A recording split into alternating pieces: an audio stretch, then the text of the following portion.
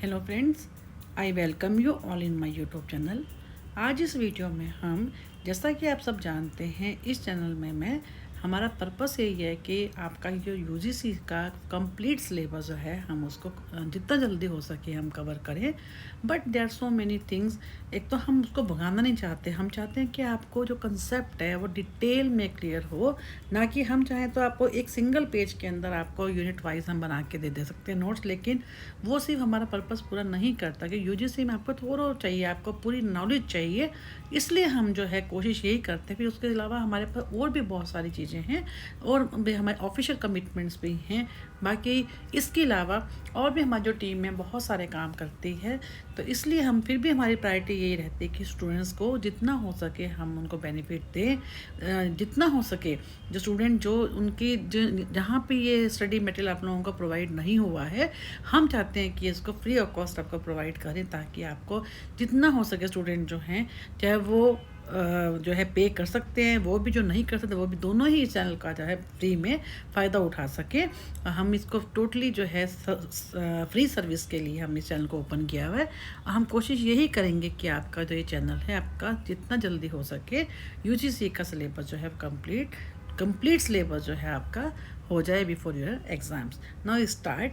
जैसे अब क्या है कि approaches to study of personality, psychoanalytic, new Freudian, ये भी हम लोगों ने वैसे देखा जाए तो पहले पढ़ रखा है, बट फिर भी मैं चाहती हूँ जैसे आपका इसमें है कि personality, motivation, emotion, stress and coping, इस यूनिट के अंदर हम कर रहे हैं।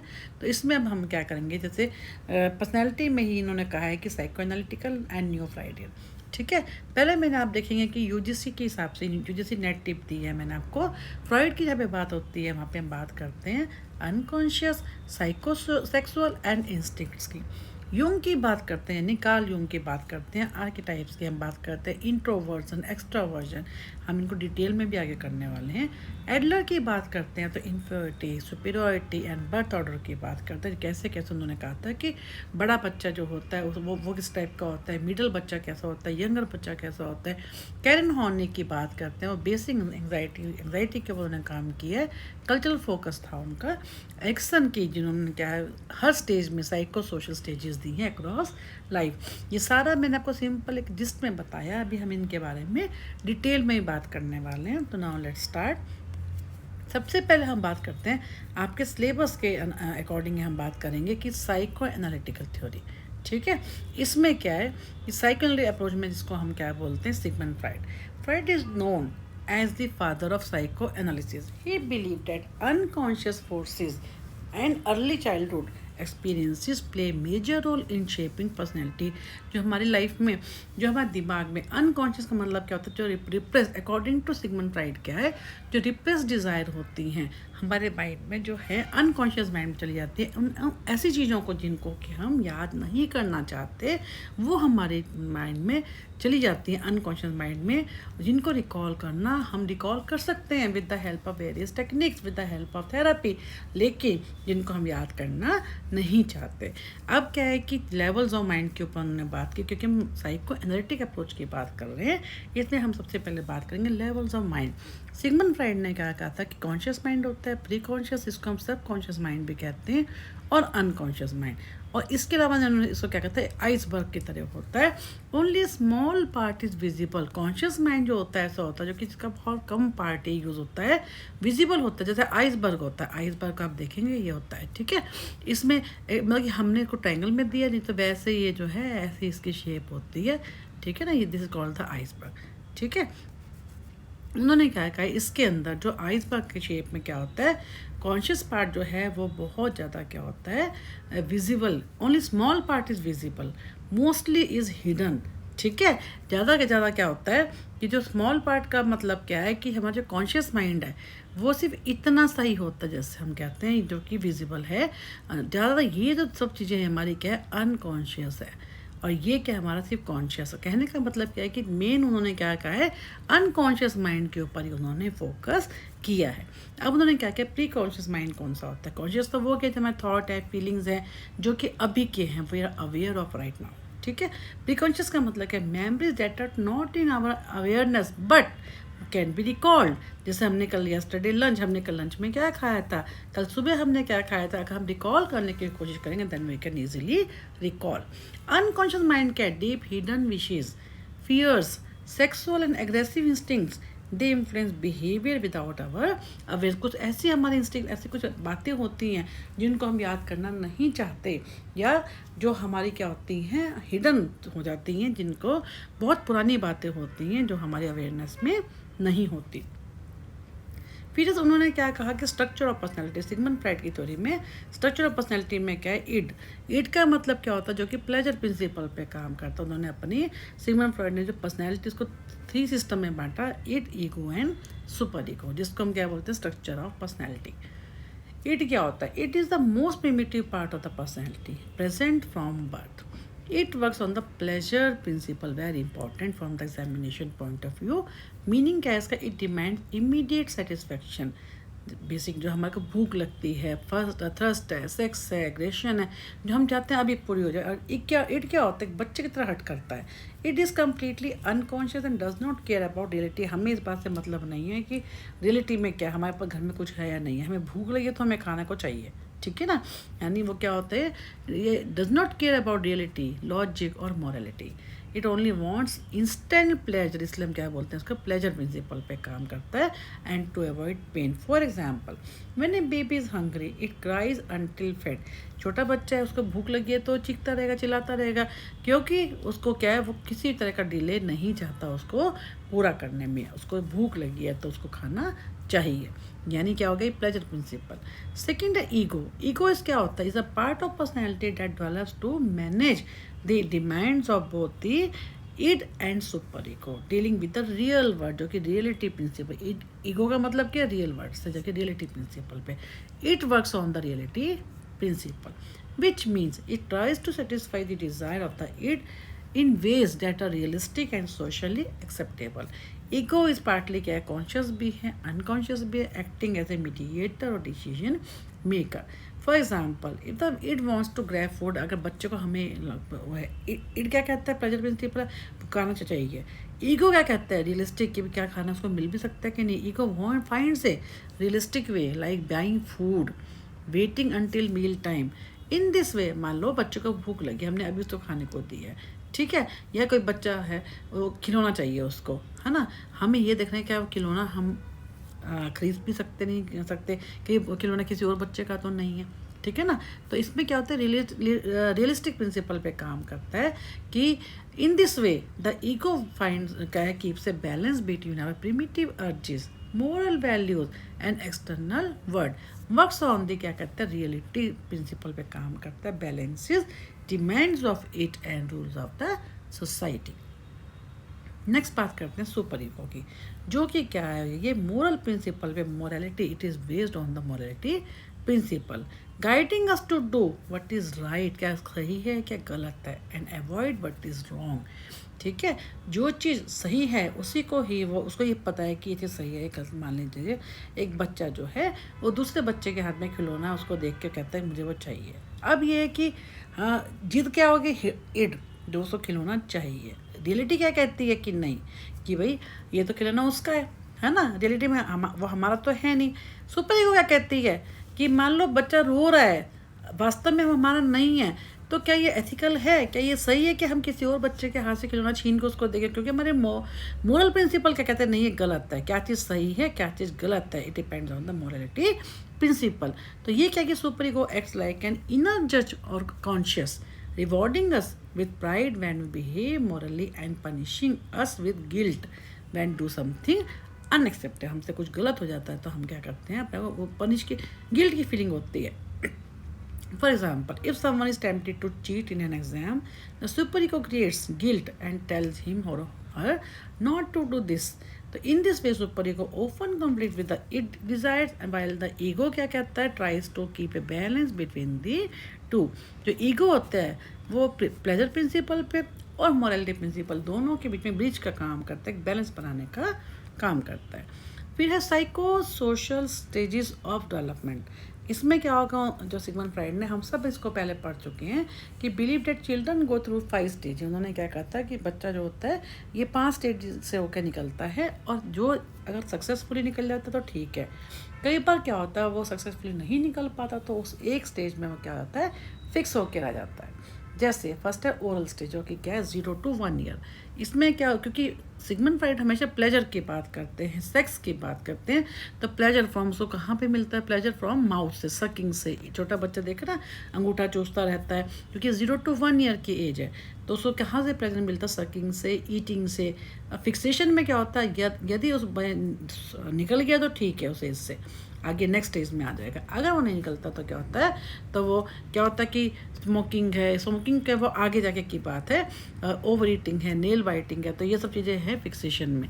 है एनल स्टेज 1 से 3 साल की है, कि प्लेजर फॉर्म क्या होता है कि उसको जब बच्चे को हम टॉयलेट ट्रेनिंग देते हैं, ये उस स्टेज की में बात कर रहे हैं, जहाँ पे उसको bowel movement, bladder, urine pass करके पॉटी जाके उसको लगता है कि उसको, मतलब कि सिगमंड फ्राइड का की थ्योरी जो है बेसिकली क्या है, वो प्लेजर उस पर काम करती है कि हमें हर चीज़ में हमें प्लेजर ढूंढना है, और वो सेक्स के ऊपर ओरिएंटेड है।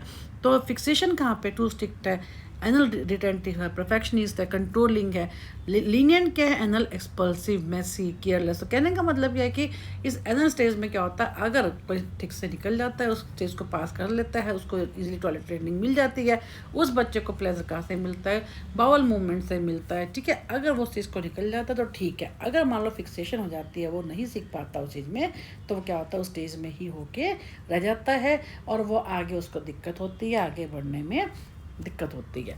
फैलिक स्टेज में क्या है, 3 से 6 साल की, प्लेजर फ्रॉम, अगेन हम प्लेजर की ही बात कर रहे हैं। इसमें प्लेजर कहाँ से मिलता है, जेनिटल से। ऑडिपस कॉम्प्लेक्स होता है, इलेक्ट्रा कॉम्प्लेक्स। ऑडिपस, क्योंकि ऑडिपस का मतलब क्या है, जहाँ पे बॉयज़ क्या करते हैं, अपनी माँ की तरफ अट्रैक्ट होते हैं बॉयज़, और अपने फादर के साथ राइवलरी, यानी उनको ये होता है कि उसका फादर क्यों है, जबकि वो लड़का जो अपनी माँ के लिए अट्रैक्ट है, उसके अंदर प्लेजर जो है सेक्स फीलिंग अपनी माँ के लिए। जबकि ये सब कुछ नहीं हो सकता ऐसा, बच्चे का और माँ का, तो लड़का हो या लड़की, वो अलग रिलेशन है। लेकिन क्योंकि हम सिगमंड फ्रॉइड की बात कर रहे हैं, हम साइको एनालिटिक थ्योरी की बात कर रहे हैं, तो उन्होंने क्या कहा इस फैलिक स्टेज में कि प्लेजर फ्रॉम जेनिटल। ऑडिपस में जब हम बात करते हैं, बॉयज़ को गर्ल माँ अच्छी लगती है, तो अपने फादर से वो एनवी फील करते हैं।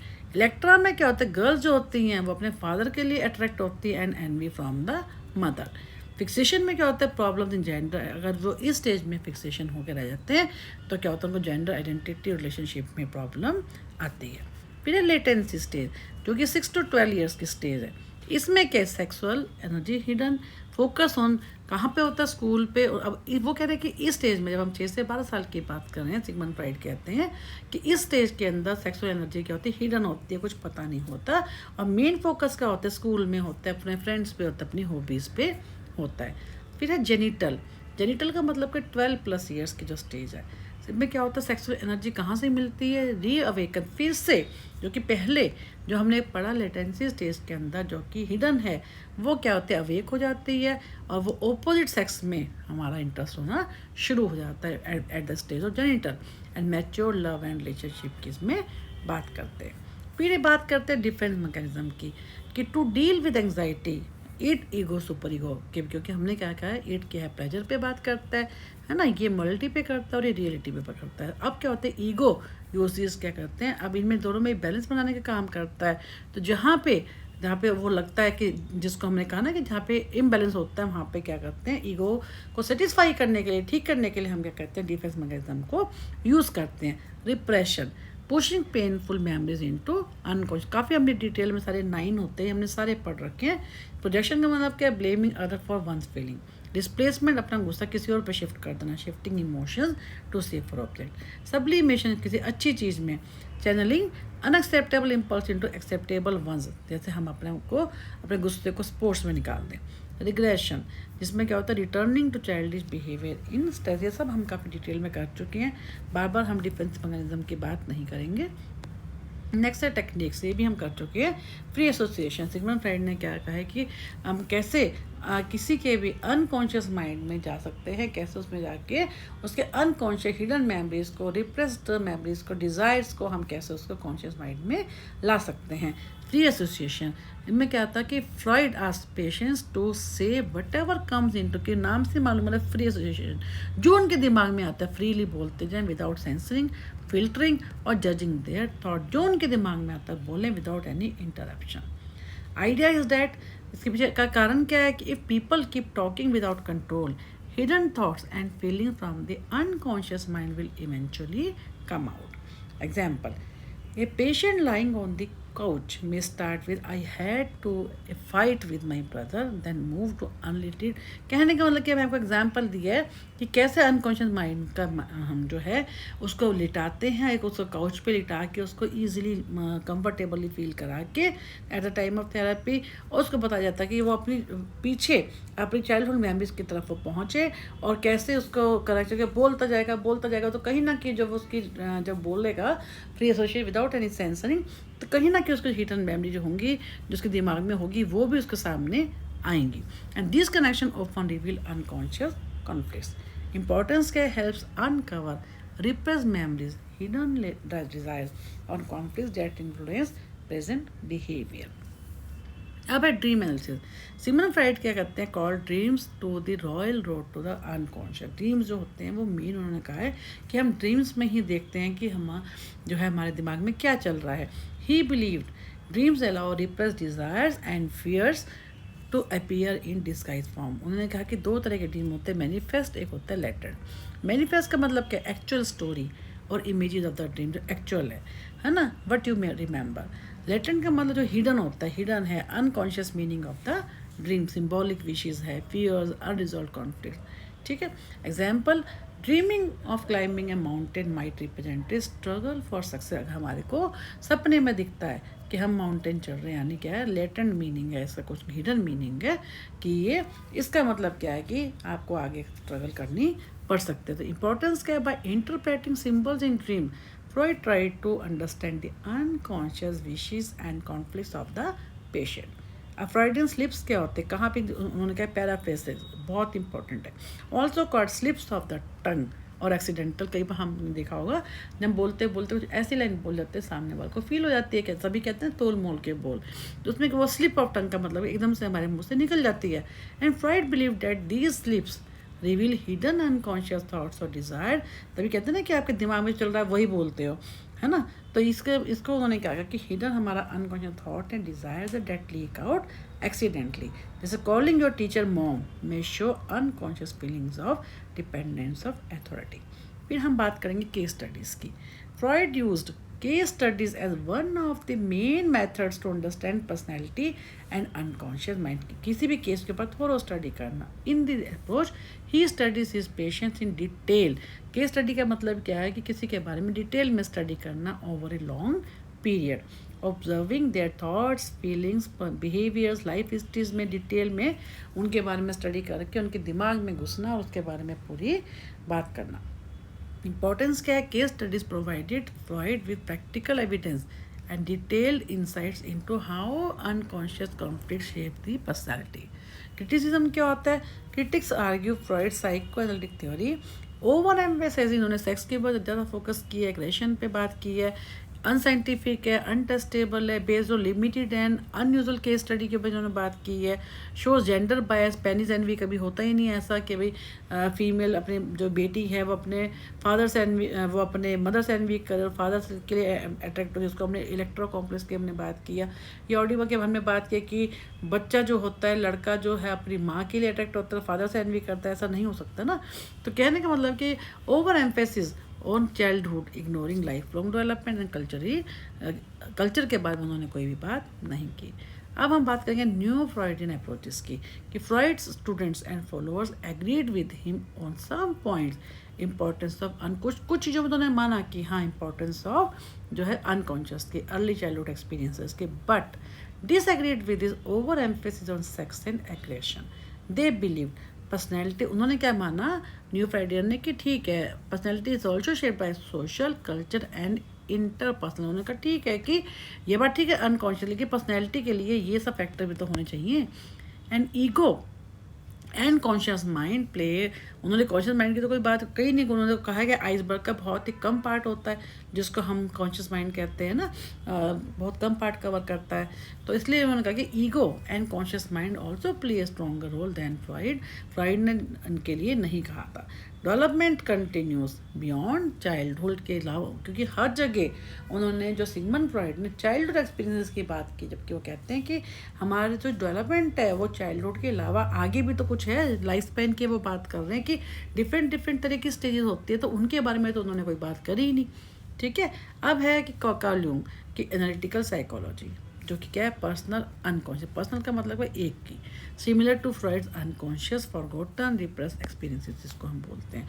कलेक्टिव अनकॉन्शियस का मतलब क्या है, जिसमें क्या है, सारे humans, by all humans, deep layer shared by the all humans, contain universal experiences from the human history. जब कलेक्टिव की हम बात करते हैं, आर्किटाइप्स, यूनिवर्सल सिंबल्स और इमेजेस इन कलेक्टिव, इसमें भी हीरो, मदर, शैडो, पर्सना।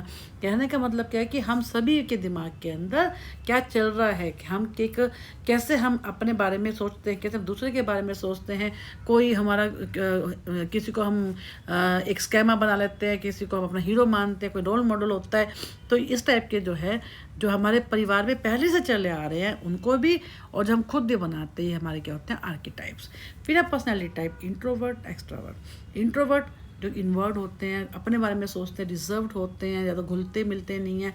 एक्सट्रावर्ड्स कौन कौन से होंगे, जो कि आउटवर्ड होंगे, है ना, जो सोशल होंगे, लोगों से बात करके खुश होते हैं, जो है बाहर पार्टी में जाना पसंद करते हैं, एक्शन ओरिएंटेड होते हैं। गोल ऑफ पर्सनैलिटी क्या है, individuation, integrating conscious and unconscious to become a balance model. इसमें कहने का मतलब है कि ये जो है कॉल्यूम की हमने काफ़ी डिटेल में पहले भी बात की है। अगर आपको फिर भी हो चाहिए तो बताना, मैं आपको कमेंट बॉक्स में लिखना, मैं इसके लिए कॉल्यूम के लिए एक अलग से वीडियो बना दूंगी। वैसे एम एस साइकोलॉजी के जो कि मॉड्यूल्स हैं उनमें भी हमने ये सारा सिलेबस कवर कर रखा है, इसलिए मैं आपको ज़्यादा, क्योंकि हम न्यू फ्राइडियन की बात करें। अब तक हमने पीछे की थी सिगमंड फ्रॉइड की थ्योरी की, अब हम करें न्यू फ्राइडियन की, जिसमें हमने कार्ल यूंग की बात की और कैसे कैसे सिगमंड फ्रॉइड की थ्योरी कहाँ कहाँ पे क्रिटिसाइज हुई, हमने उसके बारे में बात की है। नेक्स्ट है एल्फ्रेड एडलर की, जिसको हम क्या बोलते हैं, इंडिविजुअल साइकोलॉजी भी बोलते हैं। उन्होंने क्या कहा कि रिजेक्टेड सिगमंड फ्राइड्स का आइडिया ऑफ सेक्सुअल इंस्टिंक्ट। इन्होंने कहा कि गलत है कि सिगमंड फ्राइड ने हर जगह सेक्सुअल इंस्टिंक्ट के ऊपर फोकस किया, जो कि गलत है। Believed main human motive is striving for superiority. क्या है कि मेन ह्यूमन मोटिव क्या होता है, सुपीरियरिटी की तरफ हम पढ़ना चाहते हैं, हम ज़्यादा सक्सेसफुल होना चाहते हैं, to be better, capable, successful. Inferiority का मतलब कि व्हेन पीपल फील वीक, जब हम अपने आप को हेल्पलेस महसूस करते हैं, वीक महसूस करते हैं, और हम उस चीज़ को विड्रॉ कर जाते हैं उस चीज़ से, या उसको ओवर कंपनसेट हम शो करते हैं कि नहीं नहीं ऐसा नहीं है, लेकिन वास्तव में अपने आप को हम इंफीरियर फील करते हैं, अपने आप को वीक महसूस करते हैं। And compensation, trying to overcome weakness by developing other strengths. Birth order के बाद इन्होंने बात की, फर्स्ट बॉर्न क्या होता है, वो रेस्पॉन्सिबल होता है, उसमें लीडरशिप क्वालिटीज़ होती हैं। जो मिडल में होता है बच्चा, ना वो पहला बच्चा है ना वो लास्ट बच्चा है, मिडल में जो है वो कम्पिटिटिव होगा, एम्बिशियस होगा।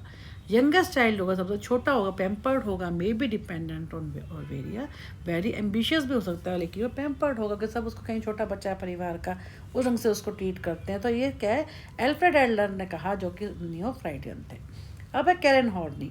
कैरन हॉर्नी कहती है, वो क्या कहती थी, उनकी जो थ्योरी है सोशल एंड कल्चरल थ्योरी है। उन्होंने क्या कहा कि क्रिटिसाइज फ्रॉइड की तो मेल सेंटर्ड, उन्होंने कहा ना पेनिस एनवी, है ना, उन्होंने कहा ये गलत है कि भाई सेक्स के, उन्होंने बहुत ज़्यादा कहा कि, या उन्होंने ये कहा कि जो है फीमेल अपने फादर के लिए अट्रैक्ट होती हैं, अपनी मदर से वो एनवी करती हैं, या लड़का जो है अपनी मदर के लिए अट्रैक्ट होता है, फादर से एनवी करता है। कहते हैं ऐसा नहीं है, बल्कि वो फीमेल की जो हम चाइल्ड रियरिंग, जो हम बच्चा पैदा करते हैं, उससे चिढ़ते थे।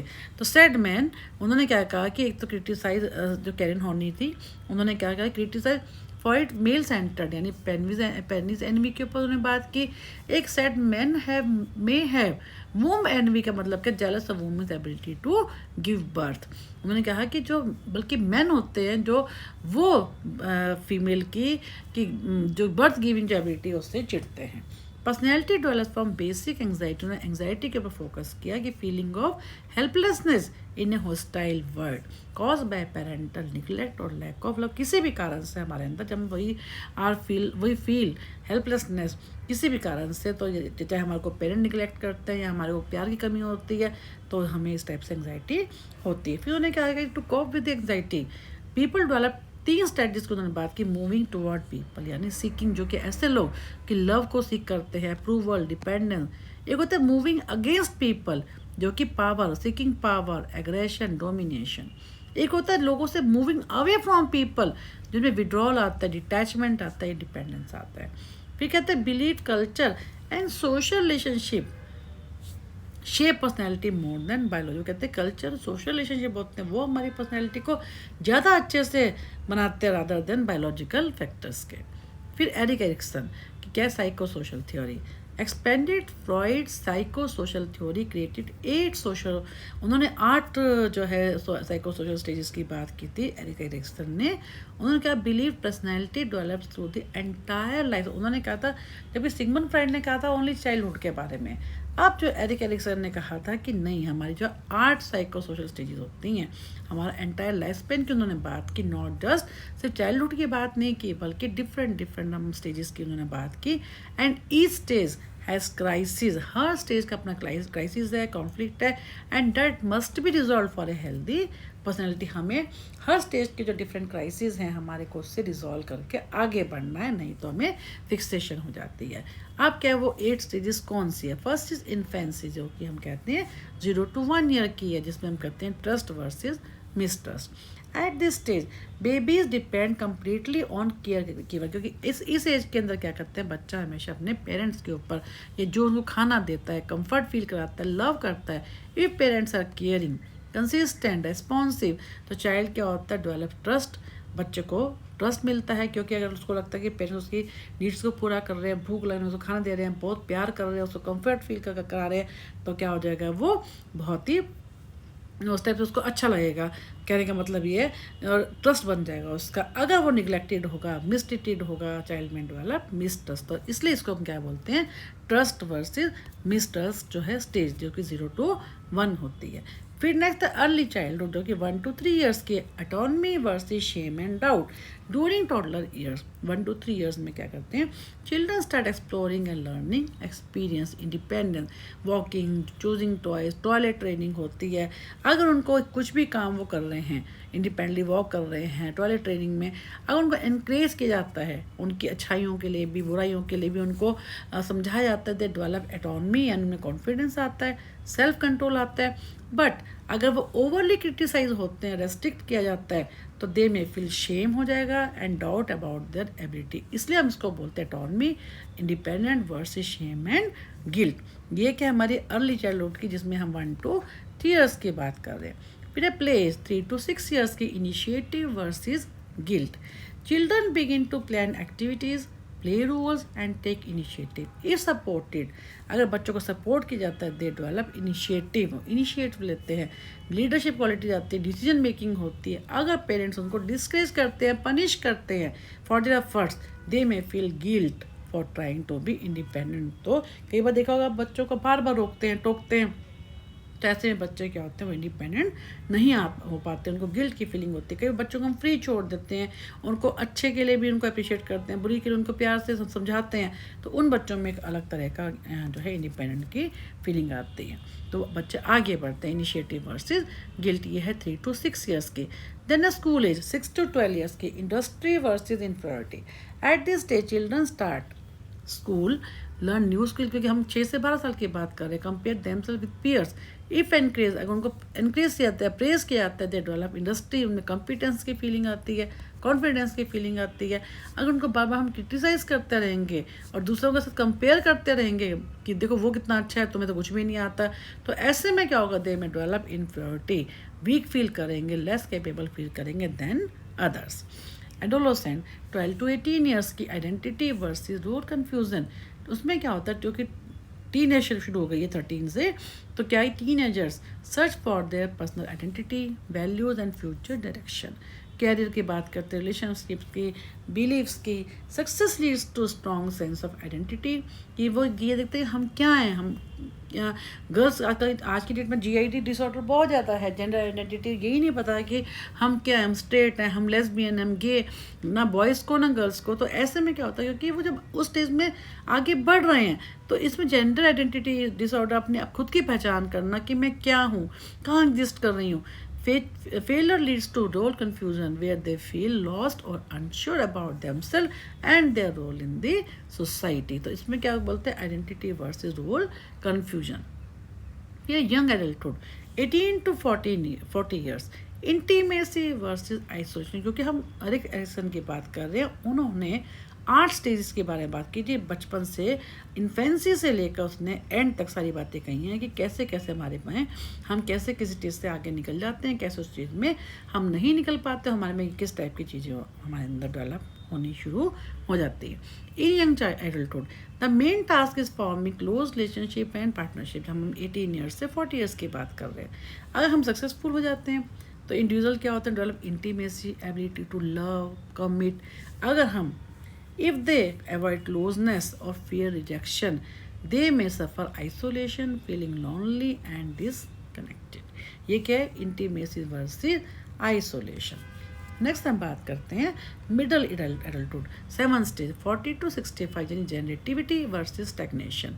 इन दिस स्टेज एडल्ट जो होते हैं फोकस ऑन कंट्रीब्यूटिंग, क्या वो क्योंकि इस एज में आ गए, 40 ईयर्स में से ऊपर की बात कर रहे हैं, तो थ्रू वर्क के थ्रू, फैमिली के थ्रू, बच्चे बड़े हो जाते हैं, कम्युनिटी सर्विस में लग जाते हैं, जो बड़े लोग होते हैं एडल्ट्स, जिनमें क्या होता है कि सक्सेस लीड्स टू जेनरेटिविटी, कि हमने जो हमारा जो पर्पस हमने पूरा किया, हमारा जो पर्पस हमने अटेन किया, हमने कुछ प्रोडक्टिव काम किया, अगर हमें फील होती है तो क्या होता है, जेनरेटिविटी की फीलिंग आती है।